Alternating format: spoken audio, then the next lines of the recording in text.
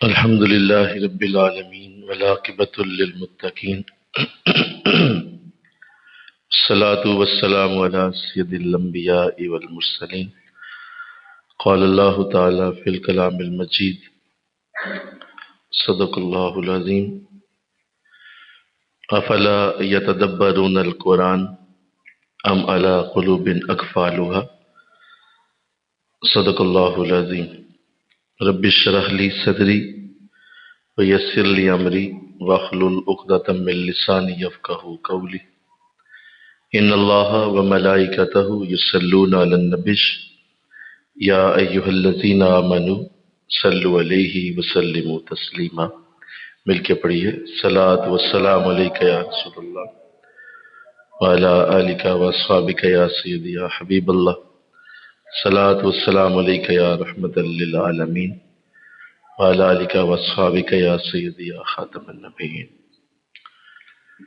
نہایت ہی معزز و محترم حاضرین و سامعین، الحمدللہ قرآن آسان کورس کی تکمیل کے بعد آج انشاءاللہ العزیز دوبارہ سے ہماری تفسیر کا سلسلہ جہاں سے ٹوٹا تھا اسے دوبارہ شروع کرنے کی سعادت حاصل ہوگی، اور اللہ کا احسان عظیم ہے کہ اس نے ہمیں اپنے کلام کے ساتھ یہ وقت عطا فرمایا، اور ہر جمعہ کے دن ہماری یہ کلاس اپنی پوری آب و تاب کے ساتھ منعقد ہوتی ہے.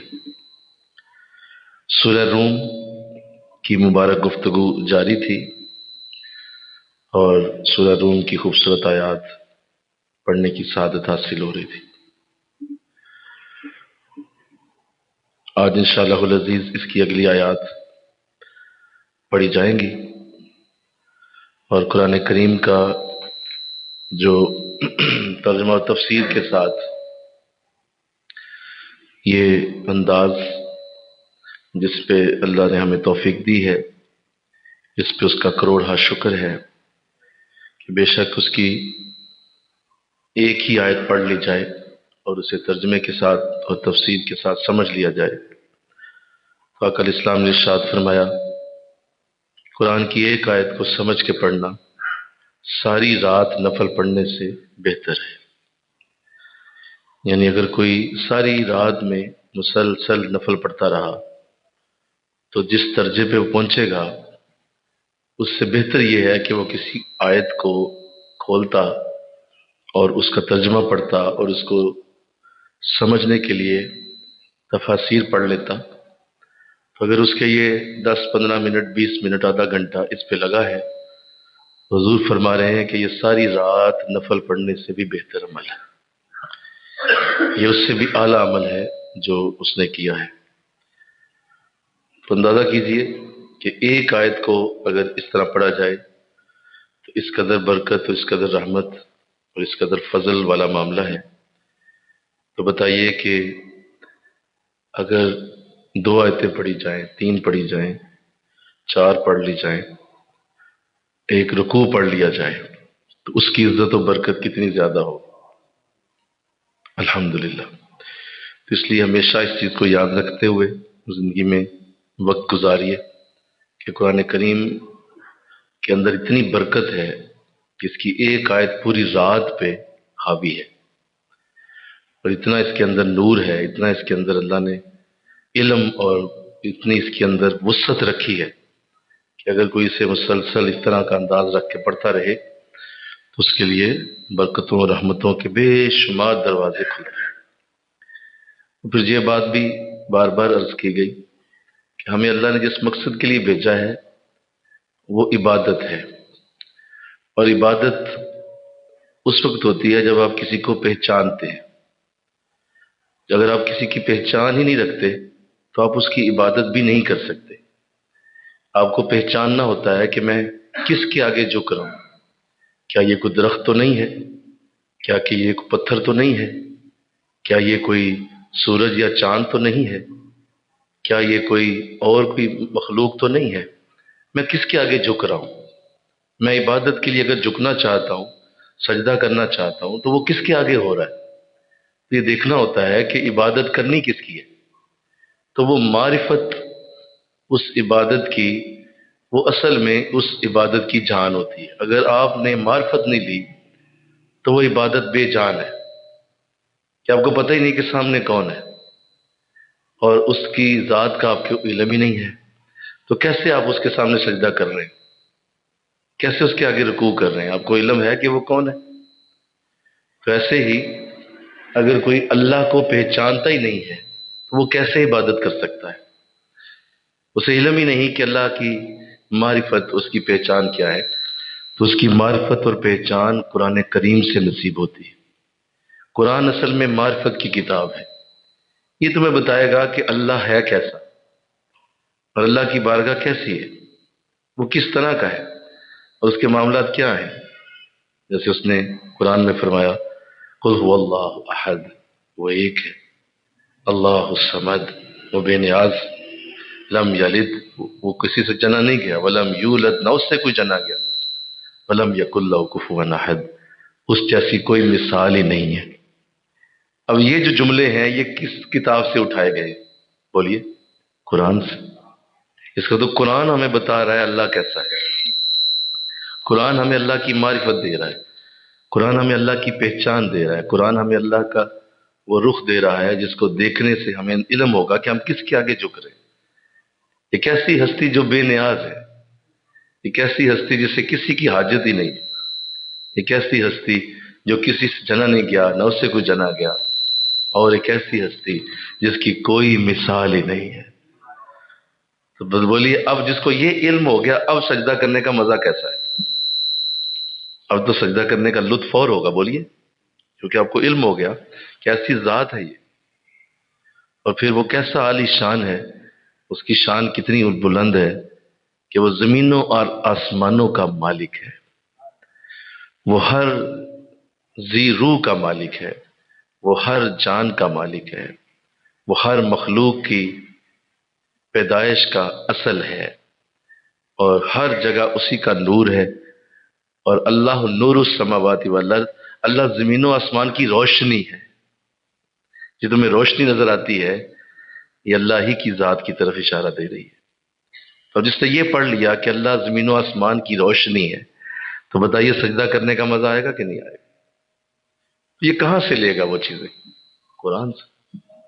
تو اگر وہ قرآن ہی نہیں پڑھ رہا تو کس خدا کو سجدے کرتا ہے؟ کون ہے وہ خدا جس کو وہ سجدہ کر رہا ہے؟ پوچھو ذرا اس سے، جس نے قرآن کے بغیر اللہ کو مانا ہوا ہے اور قرآن کے بغیر ہی بس سجدے کرتا چلا جا رہا ہے، اس کو پوچھو کس کو کرتے ہو، کون ہے وہ؟ تو کوئی جواب نہیں آئے گا۔ ہاں قرآن پڑھا ہوگا تو جواب آئے گا، مجھے تو سبحان اللہ، ان اللہ علی کل شیء قدیر، میں ایسے کو سجدہ کرتا ہوں جو ہر چیز پہ قدرت رکھتا ہے، اس کی قدرت ہر چیز کے اوپر ہے، وہ ہر چیز کو اپنے ہاتھوں میں لے چکا ہے اللہ۔ لہذا قرآن اللہ کی معرفت دے گا، قرآن اللہ کی پہچان دے گا، اور اس پہچان کے بغیر ہی اگر کوئی کرے گا تو وہ پھر پھیکے سجدے ہوں گے۔ ہاں جب کوئی پہچان کے سجدہ کرتا ہے تو اس کے سجدے کا نور ہی علیحدہ ہے، اس کی محبت ہی علیحدہ ہے۔ تو آئیے اللہ توفیق عطا فرمائے، جس قدر یہ خوبصورت جو ہے وہ خوبصورت آیات اللہ نے آگے اتاری ہیں۔ آئیے آج انشاءاللہ العزیز آیت نمبر 22 سے ہماری گفتگو شروع ہوگی۔ آئیے بسم اللہ الرحمن الرحیم۔ ارشاد فرمایا اللہ نے، وَمِنْ آیَاتِهِ خَلْقُ السَّمَاوَاتِ وَالْأَرْضِ وَاخْتِلَافُ أَلْسِنَتِكُمْ وَأَلْوَانِكُمْ إِنَّ فِي ذَلِكَ لَآیَاتًا لِلْعَالَمِینَ۔ اللہ اپنی نشانیوں کی گفتگو فرما رہا ہے، اور جیسے میں نے ابھی پہلے بھی عرض کیا کہ وہ اس کتاب میں اپنی طرف، اپنی معرفت کی طرف بہت سارے اشارے کرتا ہے کہ اگر میرے بندے تو نے مجھے بھی دیکھنا ہے تو میرے کلام میں دیکھو میں کیسا ہوں۔ تو اس سے پہلے جو گفتگو ہے میں اس پہ ذرا توجہ چاہتا ہوں، کیونکہ اس سے پہلے بات جو کی گئی تاکہ وہ بھی ذہن نشین ہو، پھر ہم آج کی بات پڑھتے ہیں۔ یہ اصل میں ایک ترتیب کے ساتھ اللہ نے اپنی نشانیوں کا ذکر کیا ہے، جو آیت نمبر 20 میں، پھر آیت نمبر 21 میں، پھر آیت نمبر 22، 23، 24، 25 تک، یا آیت نمبر 25 تک جائے گا، جس میں اللہ اپنی نشانیوں کی گفتگو فرما رہا ہے، اور فرما رہا ہے کہ اس کی نشانیوں میں سے ہے کہ اس نے تمہیں مٹی سے پیدا کیا، اور پھر تم بشر بن کر دنیا میں پھیل رہے ہو، اور اس کی نشانیوں میں سے ہے کہ اس نے تمہاری جنس سے تمہاری بیویوں کو پیدا کیا تاکہ تم سکون حاصل کرو، اور تمہارے درمیان محبت اور رحمت کے جذبات پیدا کیے۔ بے شک ان میں بہت ساری نشانیاں ان لوگوں کے لیے جو غور و فکر کرتے ہیں۔ یہ ہماری آیت پچھلے درس میں ہو چکی ہے، جب ہم ترتیب سے یہ پڑھ رہے تھے قرآن آسان کورس سے پہلے، تو اس آیت میں میاں اور بیوی کے حوالے سے گفتگو ہماری ہو چکی ہے۔ آئیے آج جو آیت پڑھی گئی، اور اس کی آیت نشانیوں میں سے ہے کہ آسمانوں اور زمین کی تخلیق، اور تمہاری زبانیں اور رنگوں کا اختلاف۔ بے شک اس میں بھی نشانیاں ہیں اہل علم کے لیے۔ کہا میری نشانیوں میں سے آسمان و زمین کی تخلیق ہے، اور تمہاری زبانیں ہیں، اور یہ رنگوں کا اختلاف ہے۔ چار چیزوں کی بات کی گئی، آسمان کی بات کی، زمین کی بات کی، تمہاری زبانوں کی بات کی، اور کہا کہ یہ رنگوں کا اختلاف۔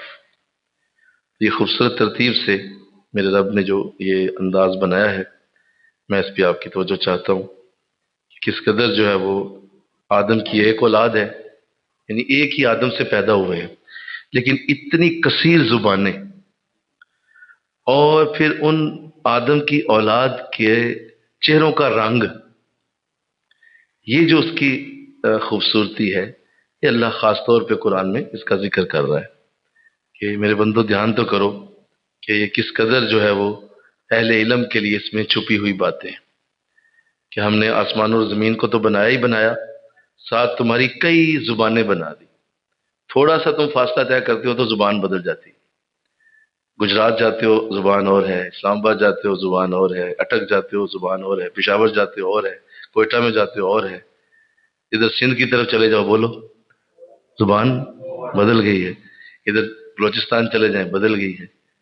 تو ایک ہی زمین کے اوپر رہنے والے انسان، لیکن مختلف جگہوں سے مختلف قسم کی آوازیں اور ان کی زبانیں، یہ میرے رب کی نشانی ہے۔ کیا ہے بولو؟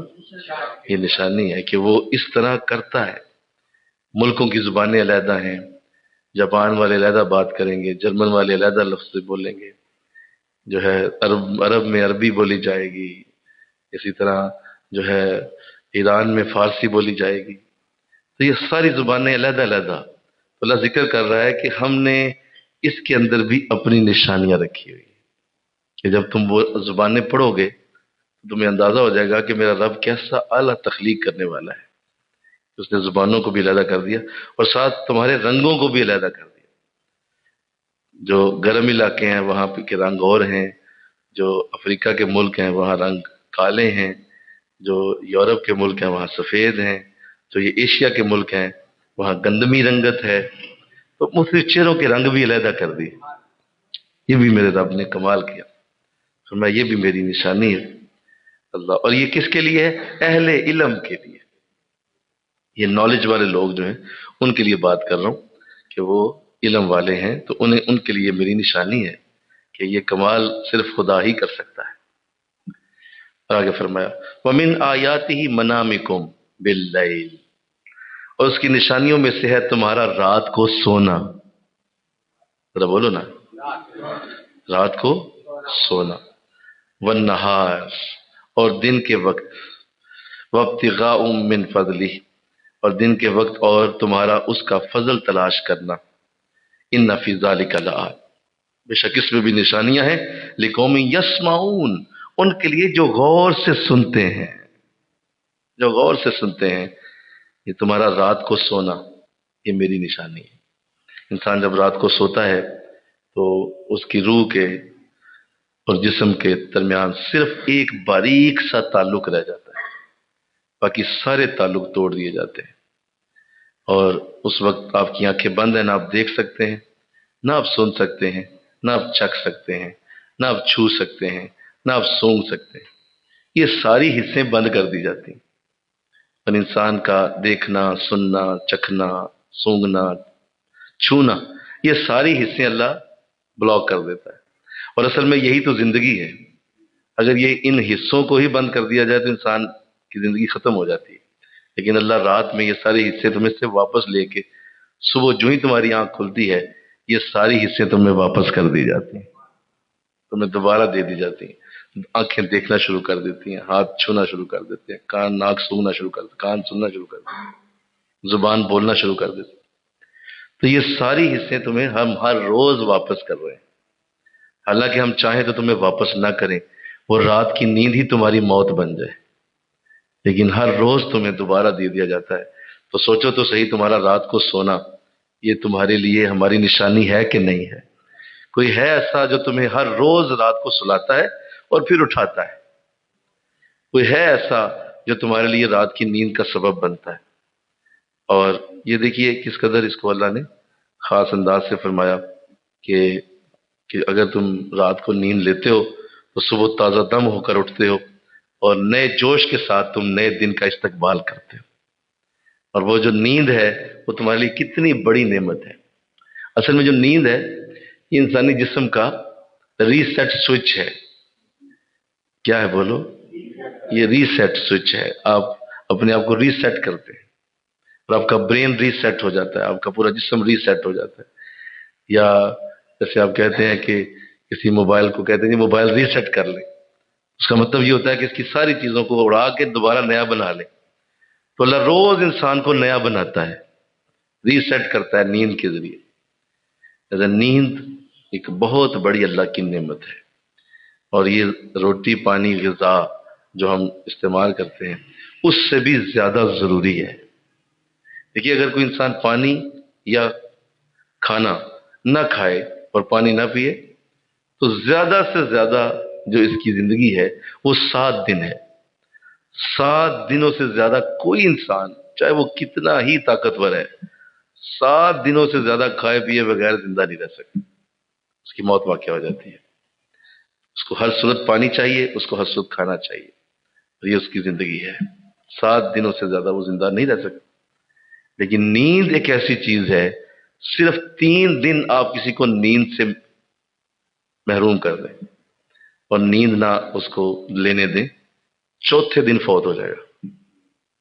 اس قدر نیند کی ضرورت انسانی جسم کو ہے، کیونکہ انسانی جسم جو ہے یہ ایک وقت آتا ہے کہ اس کو بھی آرام کی ضرورت ہوتی ہے، اور اگر آپ اسے وہ نہیں دیں گے تو آہستہ آہستہ یہ بیکار ہوتا چلا جائے گا، کیونکہ آپ نے وہ آرام اسے نہیں دیا جو اس کو چاہیے تھا۔ آپ نیند پوری نہیں کر رہے تو ہر صورت اب آپ کی صحت ڈاؤن ہوگی، آپ کا معدہ خراب ہو جائے گا، آپ کا جگر خراب ہو جائے گا، آپ کے آنتوں میں سوزش ہو جائے گی، آپ کو ایسی بیماری لگ جائے گی جو شاید کینسر تک لے جائے، کیونکہ آپ نے نیند کو چھوڑا ہوا ہے۔ تو یہ اللہ کا بہت بڑا انعام جس کو اللہ عطا فرمائے۔ لہذا اچھی نیند لینا یہ بھی اللہ کی نعمتوں میں سے ہے۔ اس نعمت کو ٹھکرایا نہ کریں بلکہ اس کو لے لیا کریں، اور کوشش کی جائے کہ ارلی اور جلدی سونے کی عادت بنائی جائے۔ اگر اسلام کا طریقہ تھا کہ آپ عشاء کی نماز کے بعد سو جاتے تھے، اور عشاء کی نماز پڑھ کے سو جانا یہ حضور کا طریقہ ہے۔ اور یہاں تو ہمارے معاشرے کا حال یہ ہے کہ یہاں عشاء کے وقت تو لوگ کاروبار شروع کرتے ہیں، کہتے جی ابھی تو کام کا دھندے کا ٹائم شروع ہوا، اور رات 2 بجے تک دکانیں کھولنا، اور رات 2 بجے تک جو ہے وہ مسلسل جاگنا اور لگے رہنا، یہ اللہ کی قدرتوں کے خلاف ہے، یہ قرآن کے خلاف ہے، یہ حضور کے طریقے کے خلاف ہے، یہ اللہ کی حکمتوں کے خلاف ہے کہ جو چیز اللہ نے آپ کو نیچر میں دی ہی نہیں ہے آپ اس کے لیے کیوں مرے جا رہے ہیں۔ اور کاروباروں کو اس طرح بنا لیتے ہیں کہ جی دیکھیے جی ہم تو وہ جی لوگ ہی اس وقت آتے ہیں، لوگ اٹھتے ہی اس وقت ہیں، تو یہ آپ نے بنایا ہوا ہے نا ٹرینڈ، آپ اس ٹرینڈ کو چینج کر دیں تو لوگ بھی چینج ہو جائیں گے۔ تو اللہ توفیق دے دے انشاءاللہ۔ یہ نیند کا پورا ہونا یہ اللہ کی نعمتوں میں سے ہے، اور ان نعمتوں کو ٹھکرایا نہ جائے بلکہ اس پہ پورا احتیاط سے عمل کیا جائے انشاءاللہ۔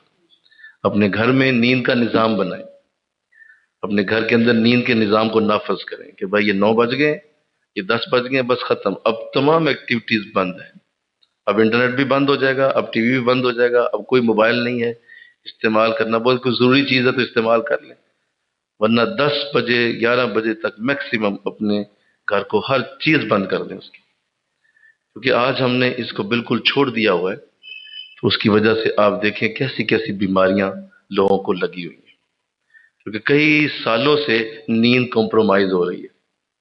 اور میں نے کئی بار اس بارے میں بات کی کہ کس قدر یہ اللہ نے کمال کیا ہوا ہے کہ جب آپ اپنی نیند میں جاتے ہیں تو آپ کی نیند کے اصل میں 3 حصے ہوتے ہیں۔ کتنے حصے ہوتے ہیں بول دیجیے؟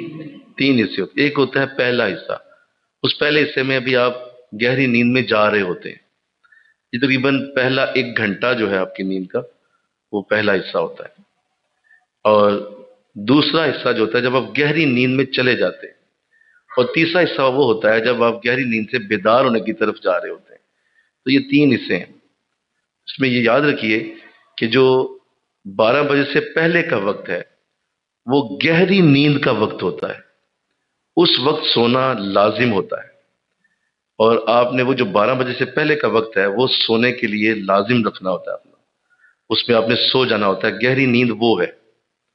12 بجے کے بعد کا جو وقت ہے وہ آپ کی گہری نیند سے نکلنے کا ہوتا ہے۔ یہی وجہ ہے کہ تہجد میں حضور علیہ الصلوۃ والسلام بیدار ہو جاتے تھے، کیونکہ وہ اٹھنے کا وقت ہے۔ تہجد میں انسان سونے کا نہیں، بولیے، بول دیجئے، وہ اٹھنے کا ٹائم۔ لہذا اصل جو نیند ہے وہ 12 بجے تک کی ہے، اس میں اگر کسی نے اپنے آپ کو نیند دے دی تو وہ صحیح نیند ہے۔ اس کے بعد جو آپ نے نیند دی ہے وہ نیند تو آپ نے لے لی ہے، لیکن وہ اوریجنل نیند نہیں ہے، وہ آپ کے جسم نے تھکاوٹ کے ساتھ وہ سویا ہے، تھک کر آپ لیٹے ہیں۔ اصل نیند آپ کا وقت جو ہے وہ 12 بجے تک تھا، تو وہ تو دیکھ لیں آپ۔ آج کون سوتا ہے 12 بجے؟ کوئی بھی نہیں۔ گھروں میں حال دیکھیں کیا ہے، بچے بھی جاگ رہے ہیں، بڑے بھی جاگ رہے ہیں، اور کئی کئی جو ہے وہ سالوں سے یہ روٹین بنی ہوئی ہے کہ لمبا جاگنا اور اس کو اس طرح ہی دیکھنا کہ دیکھیں جی تو ہمارا سٹینڈرڈ ہے، یہ ہمارے گھروں میں رواج ہے جی۔ بعض یہ بھی بول دیتے ہیں کہ جی یہ تو ہمارے گھروں کا رواج ہے، ہم تو سوتے ہی لیٹ ہیں، اس پہ فخر بھی کرتے ہیں۔ ایسے جاہل ہیں کہ اس پہ فخر بھی کرتے ہیں کہ ہم دیکھیں مطلب لیٹ سونا، دیکھیں جی یہ تو ہمارے گھر کا رواج ہے۔ پتہ نہیں کون ہے جو جلدی سوتے ہیں، ہم تو بہت لیٹ ہی سوتے ہیں۔ تو اندازہ کریں، بجائے یہ کہ اس پہ غمگین ہوں، پریشان ہوں کہ یار یہ نیچر کے ساتھ ہم کب تک لڑیں گے۔ فطرت سے لڑائی نہیں ہو سکتی، فطرت سے لڑنا ممکن نہیں، اپنا آپ تباہ ہوگا، فطرت کو کوئی نقصان نہیں ہوگا۔ تو فطرت کیا کہتی ہے کہ تم نے یہ وقت نیند کے لیے رکھنا ہے۔ تو اللہ توفیق دے دے، انشاءاللہ کہو ذرا سارے، اللہ ساتھ دے دے، مجھے بھی دے، آپ کو بھی دے، کہ ہم اس پہ پورے اتریں اور ہمیشہ اپنی زندگی میں اسی طرح رہیں۔ پھر آپ دیکھیے کہ جب کوئی یہ عمل پورا کر لیتا ہے تو اللہ نے اس کے لیے کیسے انعام رکھے۔ ایک تو یہ کہ جو جلدی سوتا ہے اسے فجر تو ضرور ملے گی، فجر تو پائے گا وہ، کیونکہ جلدی سو گیا۔ انسان کی نیند بڑی بھی لمبی ہو تو 7 سے 8 گھنٹے ہوتی ہے، 7 سے 8 گھنٹوں میں آپ کا جسم مکمل ریسیٹ ہو چکا ہوتا ہے۔ تو 7 گھنٹے، ایون جن کو زیادہ ذکر دعا کی عادت ہوتی ہے وہ 6 گھنٹے میں بھی نیند پوری کر لیتے ہیں، ان کے لیے کوئی مسئلہ نہیں۔ تو اگر آپ جلدی سو گئے ہیں تو لازمی فجر پائیں گے آپ، اور فجر کا پڑھنا پورے دن کی کامیابی ہے۔ فجر پورے دن کی برکت رکھتی ہے، فجر پورے دن کی رحمت رکھتی ہے۔ فجر تو پورے دن کے لیے آپ نے فتح کر لیا نا، پورا دن آغاز ہی فتح سے ہوا، تو لہذا اب تو پورا دن فتح ہوگا۔ اب دیکھیے کہ جو تو اس پہ عمل کرتا رہا اس کی فجر ملتی رہی، فجر ملی، دن اچھے رہے تو معاملات اچھے گزرے، موڈ اچھا رہا، معدہ ٹھیک رہا، جسم کی حالت بہتر رہی، زیادہ اچھا کام کرنے لگا، دکان پہ وقت پہ پہنچ گیا، جاب پہ وقت پہ پہنچ گیا۔ صبح سے اٹھا ہوا ہے، بولو نا بھائی، فجر سے اٹھا ہوا ہے تو کہاں کہاں دیر ہوگی، تسلی سے پہنچے گا جہاں جانا ہوگا، لمبا سفر ہے وہ کر سکے گا، سارا کچھ جلدی اٹھنے سے نصیب ہو جاتا ہے۔ لیکن اگر کوئی دیر سے اٹھا، فجر بھی گئی، بولو، جب فجر گئی تو آغاز ہی نوست سے ہوا، آغاز ہی جو ہے وہ ہار سے ہوا۔ آپ ہار گئے ہیں، پہلے لمحے پہ آپ ہار گئے ہیں تو پورا دن اب ہارے رہیں گے۔ اب سارا دن ہار سے گزرنا ہے، جدھر جائیں گے دروازے بند، جدھر جائیں گے آگے سے ناکام، جدھر جائیں گے آگے سے جو ہے وہ یوں کر کے لعنت، جدھر جائیں گے کہ جا دفع ہو جا۔ ہر طرف سے ناکامیاں، کیوں؟ آپ کا آغاز ہی شکست سے ہوا ہے، آپ ہارے ہوئے اٹھے ہیں۔ تو بتاؤ سارا دن کیا کرو گے؟ پورا دن ایسے ہی رہنا ہے، ہر طرف سے اسی طرح کا انداز، اور جہاں جائیں گے آگے سے دیکھیں جی میں تو سونا پکڑتا ہوں مٹی ہو جاتا ہے، میں تو دیکھیں جی جدھر جاتا ہوں آگے سے کچھ بھی نہیں حاصل ہوتا، کیوں؟ آپ کا آغاز کیا ہے؟ آپ لیٹ سوئے، اس لیٹ سونے سے فجر گئی، جب فجر گئی تو بھائی کچھ نہیں، کچھ باقی بچا ہی نہیں۔ آگے آگے ہم پورا دن تمہیں کیا بتائیں تمہارے ساتھ کیا ہونے والا ہے؟ تو اللہ معاف کر دے بس اس قوم کو۔ دیکھیں ذرا حال کیا ہے، ذرا مارکیٹوں کے حال دیکھیں جا کے، جس قوم کی مارکیٹیں 3 3 بجے بند ہوں اور 2 2 بجے جا کے لوگ گھر میں کھانے کھائیں اور کڑھائیاں پکیں اور کچن کے برتن کھڑکنے لگے رات کے 2 بجے، بتائیے اس گھر نے کیا عزت لینی؟ اس گھر نے کیا اللہ کی رحمت پانی ہے، کیا برکت لینی ہے؟ آپ کب تک نیچر سے لڑیں گے؟ کب تک آپ فطرت سے لڑتے رہیں گے؟ کب تک آپ اللہ کے اس بنائے ہوئے نظام سے ٹکر لیتے رہیں گے؟ آپ خود ہی ریزہ ریزہ ہو رہے ہیں، اللہ کا نظام نہ پہلے بدلا نہ بعد میں کبھی بدلے، وہ تو ایسے ہی رہے گا، وہ تو ہمیشہ سے اربوں سالوں سے یہی حال ہے، یہی ہے صبح، یہی ہے شام، یہی ہے رات، اربوں سال ہو گئے۔ تیری تو زندگی 60 70 سال ہے، ختم، اس کے بعد تیری تو کہانی ختم۔ اللہ کا یہ نظام تو کئی اربوں سالوں سے چل رہا ہے، وہ تو ختم نہیں ہوگا۔ تو اللہ توفیق دے دے، انشاءاللہ کہو، انشاءاللہ بولیے ذرا، تاکہ اللہ ہماری قوم کو یہ ہدایت دے دے، اور میں سے کوئی ایک بھی میری بات سمجھ گیا تو اس کا گھر سنور جائے گا۔ اپنے آپ کو نیند کے نظام پہ لائیے، نیند کے نظام کو قائم کیجیے۔ حضور نے مدینہ میں یہ اصول بنایا ہوا تھا، مسجد نبوی شریف میں کوئی اجازت نہیں ہوتی تھی، عشاء کی نماز حضور سلام پھیرتے اور یوں حضور چل پڑتے حجرے کی طرف، اور صحابہ کو پتا ہوتا تھا کہ حضور کسی کی بات نہیں سنیں گے، سارا دن حضور اویلیبل رہتے، کوئی دربان نہیں تھا، کوئی کسی قسم کا کوئی ایسا نہیں تھا کہ بھئی پہلے اس سے پوچھو پھر حضور سے ملو، اس سے پوچھو، ایسا کچھ نہیں تھا، حضور اویلیبل تھے۔ آپ ظہر میں آئے حضور ملیں، عصر میں آئے حضور ملیں، مغرب میں آئے حضور ملیں، آپ عشاء میں کہ پہلے پہلے آ جائیں حضور سے ملاقات ہو جائے۔ جو ہی عشاء ہوتی حضور کسی کو اویلیبل نہیں ہوتے تھے، تو ختم، اور اٹھ کے آپ حجرے کی طرف جا، اور انداز ایسا ہوتا تھا، صحابہ فرماتے ہمارا جی چاہتا کہ ہم حضور سے کوئی بات کریں، لیکن حضور کا چہرہ دیکھ کے ہمیں سمجھ آ جاتی کہ ہم شاید آگے جو ہے وہ کہیں ڈانٹ ہی نہ دیں، اتنا آپ کا چہرے کا اندازہ کہ مجھے بلائے نہ اب، کیونکہ اب سونے کا ٹائم، اب ریسٹ کا وقت ہے، تو حضور چلے جاتے۔ اور ساری زندگی جب تک حضور زندہ رہے آپ نے اس روٹین کو نہیں چھوڑا۔ یہ نہیں ہوا کہ مدینہ آ گئے اور مدینہ آ کے تو اب جو کہ مسجد نبوی بن گئی، سارا کچھ ہو گیا، اب جناب لمبی راتوں کی نہیں، ایسا نہیں کیا، آپ نے اپنی روٹین وہی رکھی ہے، آخری دن بھی وہی تھی۔ تو ہم تو عجیب ترین قوموں میں سے ہیں، جس قوم کی آج تک نیند ہی ٹھیک نہیں ہو سکی، باقی کام کہاں ٹھیک ہونے؟ جس قوم کو سونا ہی نہیں آیا اس کو باقی چیزیں ہم کیا سکھائیں؟ تو اللہ معاف کر دے، آمین کہہ دو ذرا، اللہ معاف ہی کر دے بس، حالت کیا ہوئی ہوئی ہے۔ اور پھر جو ہے وہ اسی طرح پھر اب تو ہے ڈیوائسز آ گئے، موبائل آ گیا، اس نے آ کے لوگوں کی اور نیند کی دما چوکڑی مچا دی، اس موبائل نے بیڑا غرق کر دیا۔ پہلے لوگ چلو باتیں شاتیں کر کے وقت گزار لیتے تھے، اب وہ ہے ہر بندہ اس میں مصروف ہو گیا، اور اس کی وجہ سے نیند کی بالکل ہی اس کے ٹکڑے ٹکڑے ہو گئے۔ تو آپ نے خود اس کو دیکھنا ہے جی، انشاءاللہ بولیے ذرا، خود دیکھیے، اس پہ پابندی لگائیں اور دیکھیں کہ اس سے آپ کی ساری برکتیں وابستہ ہیں، ساری رحمتیں اس کے ساتھ جڑی ہیں، سارے کرم اس کے ساتھ جڑے ہیں۔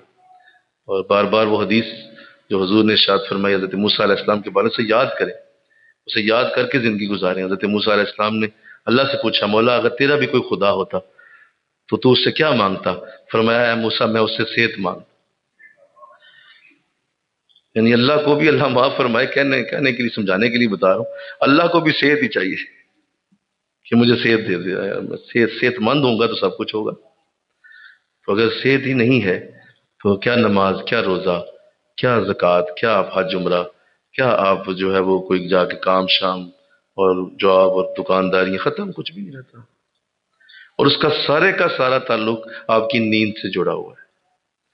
اور پھر دیکھیے، غور کیجیے، اس بات پہ دھیان کیجیے گا، اگر آپ نیند کو صحیح لے لیتے ہیں اور نیند میں آپ بہتر ہوتے ہیں اور آپ نماز وغیرہ ادا کر کے درود شریف پڑھ کے پراپر سونے کے لیے جاتے ہیں، تو ایسی نیند ہوتی ہے جس میں پھر حضور کی زیارت بھی ہو جاتی ہے. جو بے چین نیندیں ہیں ان میں حضور نہیں آتے. نہیں سمجھے آپ بات؟ بے چین نیندیں، موبائل دیکھتی ہوئی نیند، کوئی ڈرامہ دیکھتی ہوئی نیند، اور مطلب تھک کے اور بند کر کے اچھا یار اب سو جاؤ بھائی، اس طرح کا یہ نیند نہیں. یہ نیند نہیں. نیند وہ ہے جس میں حضور آتے ہیں، اور وہ نیند تب آتی ہے جب آپ درود شریف پڑھتے ہوئے نماز پڑھ کے تسلی سے سو جاتے ہیں. وہ نیند ہے اصل. ہم نے وہ لی کب ہے کبھی؟ ہم نے تو لی ایسے ہے کہ اچھا یار اب جو ہے یوں گر رہا ہے اور یوں گر رہا ہے اور باتیں کرتے کرتے نیند آ گئی. یہ کون سی نیند ہے؟ نیند تو ہوتا ہے کہ آپ تسلی سے لیٹے ہوئے ہیں، لائٹ بند کر دی ہے اور درشی پڑھتے ہوئے پورا دھیان لگایا ہے کہ اب میں مدینہ شریف پہنچ گیا ہوں، حضور کے قدموں میں بیٹھ گیا ہوں، سامنے گنبد ہے، کعبہ. یہ خیالات ہے نا، بولو نا بھائی. اور انسانی برین کمال چیز ہے. یعنی یہ کمال ہے. آپ اس کو یہ کہہ دیں کہ تم مدینے میں ہو تو یہ تمہیں مدینے جیسا مزہ دے سکتا ہے. ایسا ہے نا؟ بولیے. انسانی دماغ کمال چیز ہے. اس کو بس آپ کہہ دیں کہ یہ ہو رہا ہے تو اسے لگے گا کہ یہ ہو رہا ہے. یہ فرق نہیں کر سکتا. یہ دھیان کیجیے میری بات پہ. انسانی دماغ سچائی میں اور جھوٹ میں فرق نہیں کر سکتا. یہ میں نے کیا بول دیا؟ نہیں کر سکتا. آپ نے اسے جو سمجھانا ہے نا اس نے اسے سچ سمجھنا ہے. اگر آپ نے کہہ دیا کہ یہ مدینہ ہے تو یہ اپنے اندر مدینے جیسی فیلنگ لے آئے. آپ نے کہہ دیا نہیں میں کعبے کے آگے بیٹھا ہوں تو آپ کا دماغ اسی طرح کعبے جیسی برکتیں پیدا کر دے. یہ کمال چیز ہے. تو آپ جب سو رہے ہوتے ہیں تو آپ نے پوری طرح سے جب اس کو کہنا ہے اچھا اب یہ ہے اب یہ ہے تو دماغ اسی طرح سیٹ ہو جاتا ہے. اور پھر اسی طرح سیٹ ہو آپ سو گئے ہیں تو کیونکہ جانے سے پہلے نیند میں آپ نے دماغ کو مدینہ پہ سیٹ کیا ہوا تھا. مجھے کہو نا سبحان اللہ. تو اب وہ فنکشنل اور وہ جو سگنل ہیں وہ ساری رات مدینہ کے سیٹ رہیں گے. پتہ نہیں کسے یہ بات سمجھ آئی ہے، پتہ نہیں، میں نہیں جانتا، لیکن جسے آ گئی ہے اسے آ گئی ہے کہ وہ ساری رات کا پھر مدینہ کے ساتھ کنیکشن بولیے جڑا رہے گا. لیکن اگر آپ پریشان سوئے ہیں اور آپ کسی پریشانی اور ٹینشن میں ہیں اور آپ بہت زیادہ دکھی اور بڑا آپ کے اندر ایک کسی کام کا بہت زیادہ پریشر اور اینزائٹی اور ڈپریشن، ساری رات آپ قتل و غارت دیکھیں گے. اور کیا دیکھنا ہے آپ؟ ساری رات آپ بس وہ یہی دیکھیں گے کیونکہ برین آپ کا ڈپریشن کے اندر ہے. آپ برین کے اندر سے ڈپریس ہیں. آپ کا جسم اور آپ کا دماغ تھکا ہوا ہے. لہذا آپ کیا سمجھتے ہیں ایسی نیند میں آپ کو کیا مطلب کیا حضور نظر آئیں گے؟ میرا نبی تو امن کا رسول ہے. بولو. جہاں امن ہوتا ہے وہاں حضور ہوتے ہیں. تیرے دماغ میں کبھی امن آیا ہی نہیں. تیرے دماغ میں لڑائیاں چل رہی ہیں، دکھ چل رہے ہیں، ڈپریشنیں چل رہی ہیں، انزائٹیاں چل رہی ہیں. یہ نہیں ہوا تو وہ نہیں ہوا، ایسا نہیں ہوا تو ویسا نہیں، او ہو یہ ہو جاتا یہ ہو جاتا. اچھا اس کے کتنے دینے ہیں، اس کے کتنے لینے ہیں، اس کو کیا کرنا ہے، اس کو کیا، یہ سوچ او گیا سو اور نیند میں چلا گیا. تو بتاؤ یہ نیند کیا تمہیں حضور کی قربت دے گی؟ نہیں. تمہیں وہ نیند حضور کی قربت دے گی جو درود شریف کے ساتھ ختم ہوتی ہے، جو درود شریف کے ساتھ شروع ہوتی ہے. تو ایسی نیند سونے کی سعادت حاصل کیجیے انشاءاللہ. بولو نا ذرا. اپنے آخری وقت کو جو آپ کا سونے سے پہلے ہے. بزرگوں نے ایک جملہ بولا ہے تفسیر میں. بزرگ فرماتے ہیں اصل میں جو نیند ہوتی ہے یہ موت کی بہن ہے. کیا ہے جی؟ یہ موت کی بہن ہے. یعنی یہ موت جیسی ہے. بہن کا مطلب کیا ہے؟ بہنیں ایک جیسی ہوتی ہیں؟ بول دو بھائی. تو بہن ہے سے مراد یہ موت جیسی ہے. اس کا مطلب تمہیں تیار رہنا چاہیے کہ اب میری موت ہونے لگی ہے تو اب میری آخری موت کا لمحہ کیسا ہونا چاہیے. وہ لمحہ کیسا ہے جو موت ہونے سے پہلے؟ کس لمحے میں میں موت کے پاس چلا گیا؟ تو بتاؤ وہ لمحہ کیا ہے؟ اس لیے بزرگوں نے فرمایا، حضور اسلام نے ایک بڑی خوبصورت حدیث آپ نے بیان کی اور وہ اوائل مکہ کے دور میں آپ نے یہ بولا ہے جملہ. اور صحابہ فرماتے ہیں جب ہم مسلمان نہیں تھے، بعض صحابہ نے کہا ہم نے حضور سے جب یہ سنا نا اس دن ہمیں سمجھ آئی کہ موت کیا چیز ہے. آپ نے ارشاد فرمایا سنو، فرمایا تمہیں موت ایسے آئے گی جیسے تمہیں نیند آتی ہے. نہیں سمجھے؟ موت تمہیں ایسے آئے گی جیسے تمہیں نیند آتی ہے. نیند جس طرح آتی ہے اور آپ کو پتہ ہی نہیں چلتا کس وقت آپ نیند میں چلے جاتے ہیں، ایسے ہی پتہ ہی نہیں چلے گا اور موت آ جائے گی. تو کہا اس دن ہمیں سمجھ آئی تھی کہ موت کیا ہوتی ہے، کہ نیند جیسی ہوتی ہے یہ. اس لیے جب نیند آ رہی ہو تو دیکھ لیں کہ آپ اس وقت کیا کر رہے تھے. اپنی نیند کو دیکھ لیں کہ آپ اس وقت وہ آخری لمحے میں کیا تھا. کیا درود شریف تھا؟ کیا اللہ کی یاد تھی؟ کیا اللہ اللہ ہو رہی تھی؟ کیا اس وقت آپ رسول کے ساتھ مصروف تھے؟ کیا اس وقت آپ کوئی اور ایسی چیز چل رہی تھی؟ کیونکہ ابھی تھوڑی دیر بعد موت آنے والی ہے. موت کی بہن بولو آنے والی ہے. تو بتاؤ اس وقت کیا ہو رہا تھا. تو اس لیے دھیان کیجئے، بہت قیمتی وقت ہے، بہت قیمتی وقت ہے کہ جس کو اللہ نے ہمیں دیا. تو قرآن میں اللہ نے فرمایا اللہ کی نشانیوں میں سے ہے تمہارا رات کو سو جانا. مجھے کہو نا سبحان اللہ. وَمِنْ آیَاتِهِ مَنَامِكُمُ اللَّيْلِ، کہ یہ جو رات کا تمہارا سونا ہے یہ اللہ کی نشانی ہے. یہ اللہ کی نشانی، اس کا مطلب یہ بہت بڑی چیز. اللہ کی نشانی، اللہ کی نشانی سمندر ہے، پہاڑ ہیں. اللہ کی نشانیاں بہت بڑے بڑے دریا ہیں، جنگلات ہیں. اور اس میں سے اللہ فرما رہا ہے میری ایک نشانی رات کا سونا بھی ہے. تو تم اسے لائٹ لے جاتے ہو، تم کہو یہ تو نیند کیا چیز ہوتی ہے. نہیں، نیند بہت بڑی چیز، نیند بہت بڑی. تو اللہ توفیق دے انشاءاللہ، سعادت عطا فرمائے، اور ہمیشہ اسی پہ رہیں اور اپنی زندگیوں کو کبھی بھی ضائع ہونے سے بچائیں. آگے ارشاد فرمائے وَالنَّهَارِ وَابْتِغَائِكُم مِّن فَضْلِهِ، اور تمہارا دن کے وقت جو رزق تلاش کرنا ہے یہ بھی اللہ کی نشانیوں میں سے ہے.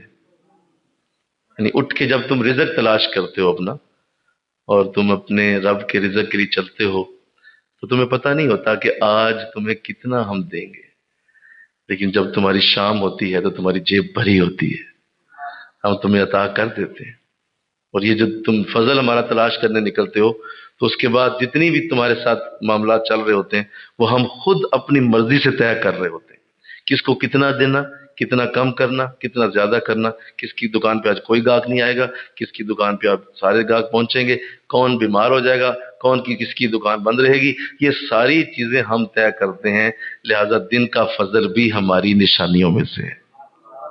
یہ بھی ہماری نشانیوں میں سے کہ ہم طے کرتے ہیں کہ کس کو کتنا دینا ہے. یہ ہمارے اوپر ہے. لہذا تسلی رکھو، اس کا فضل اور اس کی رحمت اگر تم لینے نکلے ہو تو کبھی تمہیں وہ خالی نہیں بھیجے گا. تمہارا دامن بھر دیا جائے گا. بلکہ یہاں تو جانور خالی نہیں واپس رات کو آتا، تو پھر اللہ کا بندہ ہے. ہم تو تجھے کیوں نہیں دیں گے؟ جانوروں اور پرندوں کو ہم خالی نہیں بھیجتے، ان کو ہم رزق دے کے گھروں میں بھیجتے ہیں. ان کے گھونسلوں میں واپس جب وہ جاتے ہیں تو ان کی چونچیں ان بچوں کے لیے رزق سے بھری ہوتی ہیں جو گھونسلوں کے اندر بیٹھے ہوتے ہیں. تو ہم نے تو ان کو بھی دینا ہوتا ہے. تو انسان تجھے ہم کیوں نہیں دیں گے؟ اس بات کو بھی ذہن نشین کیا جائے کہ اللہ کا فضل جو ہے یہ بھی اللہ کی نشانی، اور اس کے رزق کا جو بانٹنے کا انداز ہے یہ بھی اس کی نشانیوں میں سے.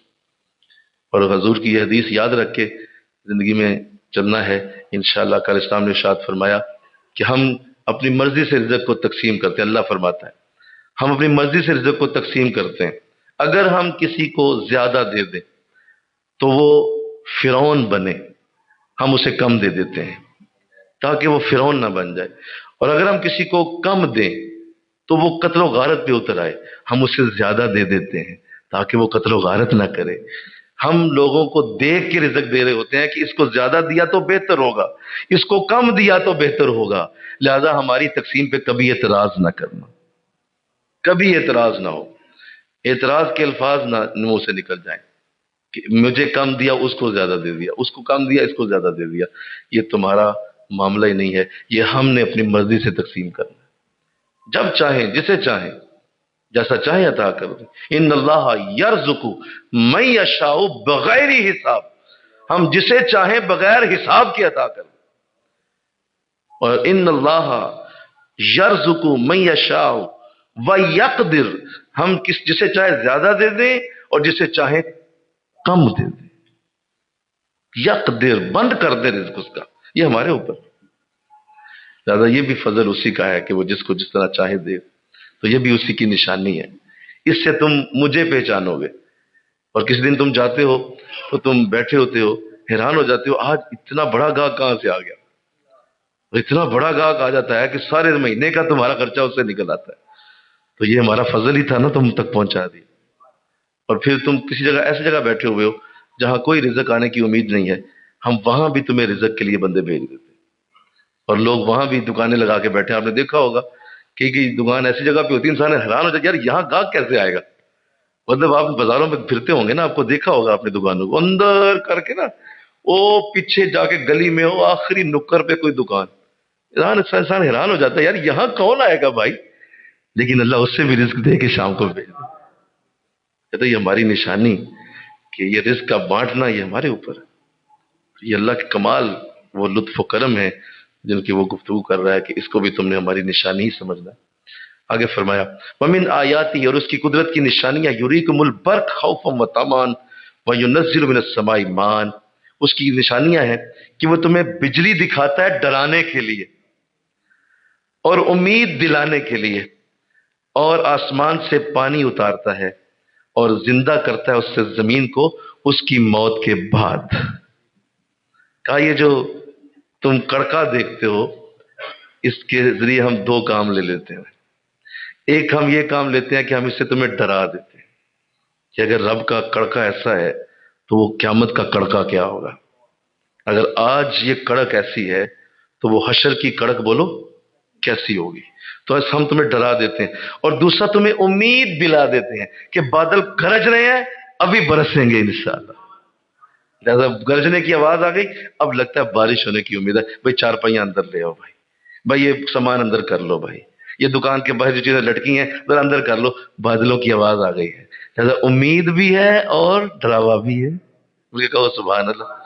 کہا یہ ہم نے کڑک سے دو کام لے لیے، دو کام لے لیے، امید بھی دلا دی اور ساتھ تمہیں ڈرا بھی دیا، اور کہا ساتھ ہی پھر ہم آسمانوں سے پانی اتارتے ہیں، یہ بھی ہماری نشانیاں ہیں، اور وہ پانی اس زمین کو زندہ کرتا ہے جو مر چکی ہوتی، موت کے بعد زمین کو دوبارہ زندہ کرنا یہ اس پانی سے ممکن ہو جاتا ہے۔ لہذا آسمانوں سے برستا ہوا ایک ایک قطرہ یہ میرے رب کی نشانیوں میں سے ہے، آسمانوں سے اترتا ہوا ایک ایک اس کا قطرہ یہ بتا رہا ہے کوئی رب ہے جس نے منو ٹنو پانی اوپر ہوا میں کھڑا کیا ہوا تھا، بغیر تالاب کے، بغیر ستون کے، بغیر اس کو کسی جگہ کے رکھے ہوئے کے، اس کو ہوا کے اندر کھڑا کر دیا، اور جب چاہا تو جب انسان ان چیزوں کو دیکھتا ہے، غور کرتا ہے، بار بار دیکھتا ہے، تو پھر اسے رب سے پیار ہو جاتا ہے۔ رب نے یہ اپنے قدرتوں کے انداز ہمیں دکھائے، تو اگر ہم اسی پہ بھی اسی طرح کا انداز رکھیں گے کہ نہیں یہ کون نہیں یہ بہت بڑی بات، یہ اس کی نشانی ہے کہ جب بارش دیکھو، اگر اسلام میں فرمایا جب بارش برسے تو دعا کرو، کیونکہ جب بارش برستی ہے تو وہ اللہ کی رحمت ہوتی ہے، دعا کرو اللہ قبول کر لے گا، کیوں؟ کیونکہ وہ بارش کے دوران کی گئی دعا اللہ قبول فرماتا ہے۔ تو کمال ہے، اس کا مطلب وہ پانی جو گر رہا ہے وہ اللہ کو اتنا پسند ہے کہ اللہ اس میں کی گئی دعا قبول کر لیتا ہے۔ اللہ آگے ارشاد فرمایا، سنیے ومن آیاتی، اور اس کی نشانیوں میں سے ہے السماء والارض، آسمان اور زمین اس کے حکم سے قائم ہے، ثم اذا دعاکم دعوا، اور جب وہ انہیں ہلائے گا، من الارض اذا انتم تخرجون، تو تم فوراً زمین سے باہر نکل آؤ گے۔ کہا آج تو ہم نے قائم کیا ہوا ہے، یہ زمین آسمان قائم ہے، ابھی یہ بے حس و حرکت ہے، تم تسلی سے بیٹھے ہوئے ہو، چل رہے ہو، آ رہے ہو، جا رہے ہو، یہ رکے ہوئے ہیں۔ جس دن ہم نے انہیں ہلا دیا، اوہو، جس دن ہم نے انہیں، بولو سارے بولو، جس دن ہم نے انہیں ہلا دیا، تم گھروں سے باہر نکل آؤ۔ نکلتے ہو کہ نہیں نکلتے ہو؟ بولو نا ذرا سا، کس طرح بھاگتے ہو پھر باہر گھروں سے، کہیں گر نہ جائے چھت۔ ہاں یہ ہماری یہ بھی نشانی ہے کہ ہم نے زمین کو اپنے حکم سے قائم رکھا ہوا ہے، اور یہ زمین کو حکم نہیں ہے کہ یہ رب کے حکم کے بغیر ہلے، اور جس دن ہم نے ہلایا تمہیں ایک سیکنڈ نہیں لگے گا، نہ صرف گھروں سے باہر نکلو گے بلکہ حشر کے دن جب ہلائیں گے ہم تو یہ قبروں سے بھی باہر نکال دیں گے، قبروں سے بھی تم باہر نکلاؤ گے۔ لہٰذا ہمارا وہ یہ جو قائم رہنا ہے زمین و آسمان کا، یہ جو خاموشی ہے اس وقت، چپ ہے ابھی کائنات، یہ بھی ہماری نشانیوں میں سے ہے کہ ابھی کائنات بول نہیں رہی، ابھی چپ ہے، ابھی کوئی شور تمہیں نظر نہیں آ رہا، آسمان پہ کوئی زمین پہ شور نظر نہیں آ رہا۔ کہا یہ بھی تو ہماری نشانی ہے، ہم نے قائم کیا ہوا ہے، ہم نے روک کے رکھا ہوا ہے زمین و آسمان کو۔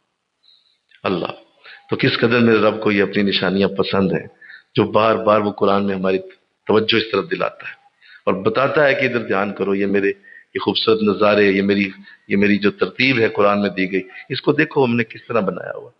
اور آگے کہا کس قدر خوبصورت بات، جس پہ بات ختم کی ہے، دھیان کیجئے گا، اللہ نے ارشاد فرمایا وَلَهُ مَن فِي السَّمَاوَاتِ وَالْأَرْضِ، اور اسی کا ہے جو کچھ آسمانوں اور زمین میں ہے، كُلٌّ لَهُ قَانِتُونَ، سب اسی کے تابع اور فرما بردار،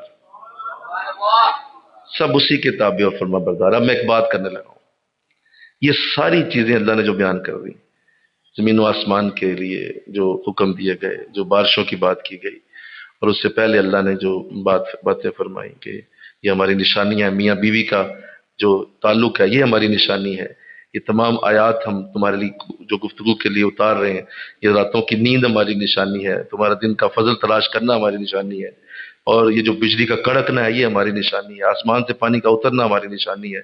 یہ ساری نشانیاں دکھانے کے بعد اللہ فرما رہا ہے یہ سب اسی کے تابع فرمان ہے۔ اب آخری بات، جب یہ ساری چیزیں اسی کے تابع ہیں، اے انسان تو بھی اسی کے تابع ہو جا۔ ہائے مل کے کہو نا سبحان اللہ۔ جب تو اس کے خلاف جائے گا تو دھیان کرنا، جب تو اس کے خلاف جائے گا تو یہ ساری چیزیں تیرے خلاف ہو جائیں گی۔ کیونکہ یہ اپنے رب کے حکم کے ساتھ چلتی ہیں، اور جو رب کے حکم کے خلاف ہوگا اللہ انہی ساری چیزوں کو اس کے خلاف کر دے گا۔ لہذا اس کے لیے زمین میں چھپنے کی جگہ نہیں ہے، اس کے لیے زمین میں رہنے کی جگہ نہیں ہے، اس کے لیے ہر چیز خوف کا سامان بنے گی۔ کیوں؟ وہ جدھر جائے گا، کیونکہ یہ ساری چیزیں اللہ کے حکم کے تابع ہیں، وہ جدھر بھی جائے گا آگے اللہ کے حکم کے تابع ہوں گے نا وہ ساری چیزیں، تو یہ نافرمان ہے اللہ کا، تو جو ہی وہ تابع کے پاس جائے گا تابع بھی اس کے خلاف ہو جائے گا، اور وہ بھی کہے گا کہ نہیں تو رب کا نافرمان ہے۔ اس لیے انسان تجھے کیا مسئلہ ہے؟ یہ کھیتیاں ہیں سرسبز تیری غذا کے واسطے، یہ کھیتیاں ہیں سرسبز تیری غذا کے واسطے، یہ چاند سورج اور ستارے ضیاء کے واسطے، اے انسان تو کسی کے لیے نہیں، تو صرف خدا کے واسطے، یہ سب کچھ تیرے لیے بنایا گیا۔ یہ ساری کھیتیاں، یہ پانی کا اترنا، یہ فضل تلاش کرنے، اے انسان یہ تجھے دیا گیا، یہ بجلی کی کڑکیں یہ تیرے لیے ہیں، یہ تیرے لیے ہم نے تخلیق کی ہیں، اور تو کیا کر رہا ہے؟ تو ہماری طرف ہی نہیں آتا، تو بتا ہم تیرے لیے اور کیا کریں، اس سے زیادہ تیرے لیے کیا انتظام کریں؟ یہ سارا زمین و آسمان کا نظام تیرے لیے کھڑا کیا ہوا، ہم نے تجھے ہی تو دینا ہے، اور کس کو دینا تھا؟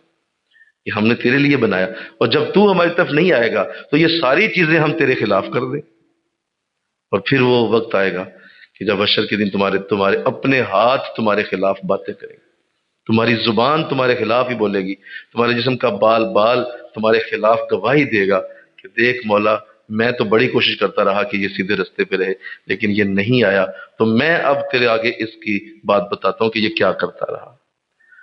تو اللہ اس سے محفوظ کر لے امین کو، یہ خوبصورت نشانیاں اللہ کی جو آج پڑھنے کی سعادت نصیب ہوئی، اللہ مجھے آپ کو اس کی سچی محبت عطا فرمائے، وما علینا الا البلاغ۔ سنتے ہیں عطا فرمائیے۔